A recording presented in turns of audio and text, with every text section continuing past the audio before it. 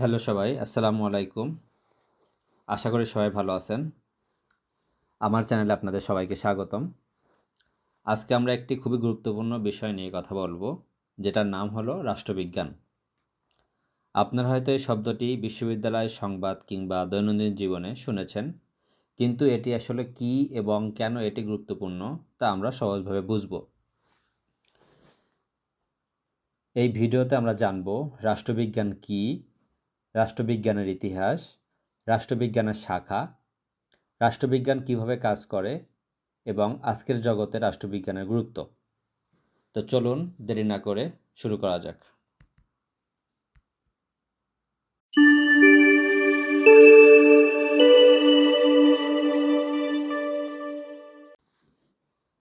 প্রথমত রাষ্ট্রবিজ্ঞান কি?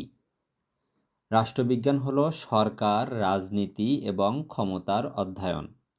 এটি আমাদের বোঝাতে সাহায্য করে কিভাবে সরকার কাজ করে, কিভাবে আইন তৈরি হয়, নেতারা কিভাবে সিদ্ধান্ত নেন এবং দেশগুলো কিভাবে একে অপরের সাথে যোগাযোগ করে। সহজভাবে বলা যায়, রাষ্ট্রবিজ্ঞান হলো কিভাবে সমাজ শাসিত হয় সেটার অধ্যয়ন। রাজনীতিক চিন্তা খুব পুরনো একটি বিষয়। এটি প্রাচীন গ্রিসে শুরু হয়েছিল।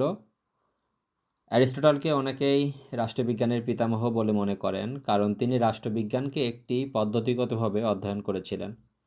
তার আগে প্লেটো তার দ্য রিপাবলিক বইয়ে একটি আদর্শ সমাজের কথা লিখেছিলেন।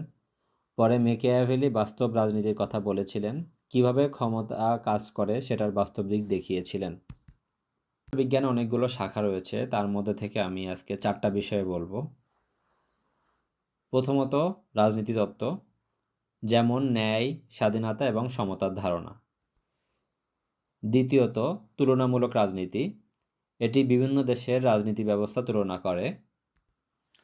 তৃতীয়ত আন্তর্জাতিক সম্পর্ক, এটি দেশগুলোর মধ্যে সম্পর্ক, যুদ্ধ, শান্তি নিয়ে আলোচনা করা হয়। এবং 4 নম্বরে রয়েছে পাবলিক অ্যাডমিনিস্ট্রেশন।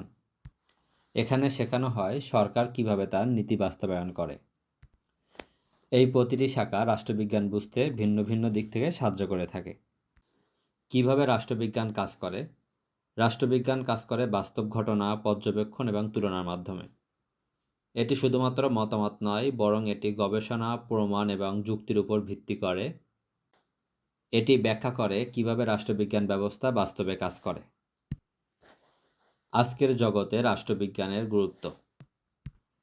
বলাই যায় যে আজকের জগতে রাষ্ট্রবিজ্ঞান খুবই গুরুত্বপূর্ণ একটি বিষয়। এটি আমাদের সাহায্য করে গণতন্ত্র এবং নির্বাচন বোঝার জন্য, নাগরিক অধিকার জানার, সরকারি নীতিগুলো বিশ্লেষণ করার, আন্তর্জাতিক সংঘর্ষ বোঝার এবং সোশ্যাল মিডিয়া, মিথ্যা খবর এবং বৈশ্বিক রাজনীতি সবগুলোই আজকের রাজনীতি বিজ্ঞানের একটি অংশ। পরিশেষে বলা যায়, রাষ্ট্রবিজ্ঞান শুধু একটি বিষয় নয়, এটি একটি উপায় যার মাধ্যমে আমরা ক্ষমতা, সমাজ এবং পৃথিবী কিভাবে কাজ করে তা বুঝতে পারি। আজকে আমরা রাষ্ট্রবিজ্ঞানের বেসিক জিনিসগুলো জানলাম।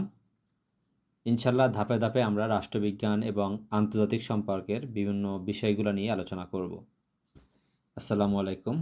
সবাই সুস্থ থাকুন, ভালো থাকুন। আল্লাহ হাফেজ।